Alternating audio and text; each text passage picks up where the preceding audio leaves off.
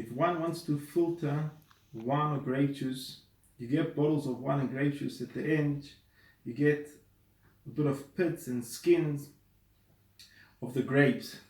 And one wants to filter the wine and grape juice with Shemitah. The problem is, when you filter the wine and grape juice, there's a lot of wine and there's a wine and grape juice in the pits and the skins. So you're wasting some wine. So it's going to waste. So on Shemitah, you're allowed to do it with Shemitah grapes and grape juice.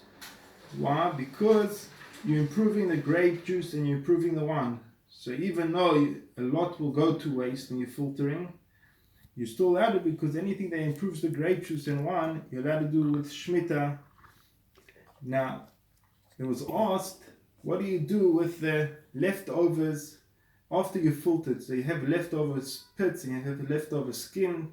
So what do you do with the leftovers? So the answer is that we said before that in our days the machinery is improved and they can make out of skin and pits, they can make wine. So if in our days it is used out of the pits and the skins, so we can't throw them away. We have to use it with Shemitah. If there's nothing to do with it, so you're allowed to throw it away. And someone asked, what about, we said before, about coloring, using Shemitah fruit and using it and making out of it food coloring. Are you allowed to make out of Shemitah food coloring? So we said we're allowed to. So someone asked, so what happens if you pour the food coloring onto a cake? Does the whole cake become Shemitah because a little bit of color that you colored with it, so it makes the whole cake color? Or there's more than 60th, so it gets cancelled out? So the answer is that color doesn't get cancelled out, no matter how much you have, even if you have more than 60th. Why? Because it's noticed. Color is noticed. Even if you put a little bit of color with Shemitah fruit, it doesn't get cancelled out.